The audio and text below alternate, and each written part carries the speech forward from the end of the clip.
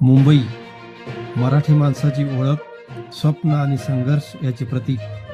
आज मुंबईच्या राजकारणात एक ऐतिहासिक क्षण घडला आहे. वर्षानुवर्षाची दरी संपली आहे. जवळजवळ 20 वर्षांचे मतभेद विसरले गेले आहेत आणि राज ठाकरे आणि उद्धव ठाकरे परत एकदा एकत्र आले आहेत. ही केवळ दोन नेत्यांची युती नसून हा बाळासाहेब ठाकरे यांचा विचारांचा पुनर्जन्म आहे. बाळासाहेब ठाकरे यांची विचारधारा, मराठी माणसाचा स्वाभिमान आणि मुंबईवरील हक्क या 3 मुद्द्यावर राज ठाकरे आणि उद्धव ठाकरे एकाच व्यासपीठावर उभे राहिले आहेत. या ऐक्यामुळे मुंबईतील राजकारणाचे सगळे समीकरणच बदलून गेले आहे. याच्या पाठीमागे मुंबई महानगरपालिका आणि तेथील निवडणूक हेच केंद्रस्थान आहे.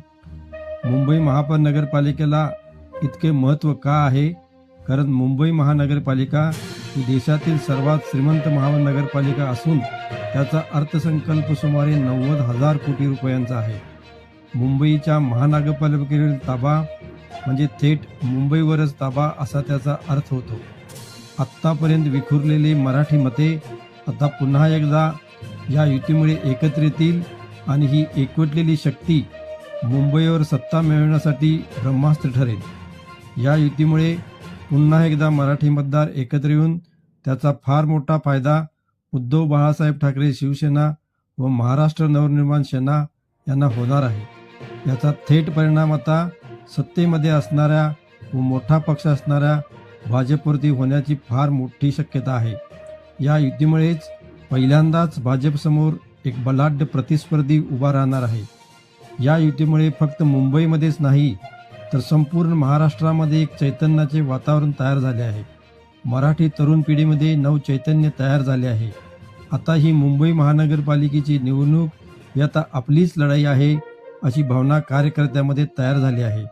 आता या युतीबद्दल वेगवेगळ्या राजकीय पक्षांनी काय मते मांडली आहेत ते पाहूया.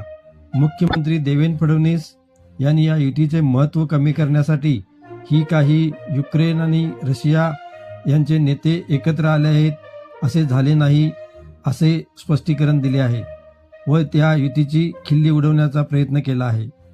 त्यांनी या सत्तेसाठी दोघे भाऊ एकत्र आले आहेत असे म्हटले आहे व किती जरी कुणी एकत्र आले तरी आमच्याकडे मुंबईच्या विकासाचा स्पष्ट रोडमॅप आहे, त्यामुळे मुंबईकर आमच्याच मागे राहतील असे त्यांनी म्हटले आहे. याबाबत काँग्रेस पक्षाने विरोधी पक्षाने एकत्र येणे गरजेचे आहे असा सावध पवित्रा घेतला आहे व अप्रत्यक्षरित्या या युतीला पाठिंबा दर्शविला आहे. राष्ट्रवादी पक्षाने मुंबईसाठी व्यापक आघाडी होणे आवश्यक आहे अशी भूमिका मांडली आहे. राज ठाकरे व उद्धव ठाकरे यांची युती झाली असली तरी त्यांच्यासमोर काही आव्हाने उभी राहणार आहेत. जागा वाटपाचा ताळमेळ झाला पाहिजे, नेतृत्वाची स्पष्ट रूपरेषा तयार झाली पाहिजे, विकासाचा एकच अजेंडा लोकांसमोर मांडला गेला पाहिजे. या सर्वातून हाच निष्कर्ष निघतो की राज ठाकरे आणि उद्धव ठाकरे यांचे ऐक्य हे मुंबई महानगरपालिका निवडणुकीतील सर्वात मोठा राजकीय भूकंप ठरला आहे. ही लढाई आता फक्त सत्तेसाठी नाही तर मुंबईच्या अस्तित्वासाठी आहे अशी भूमिका या दोघांनी मांडली आहे.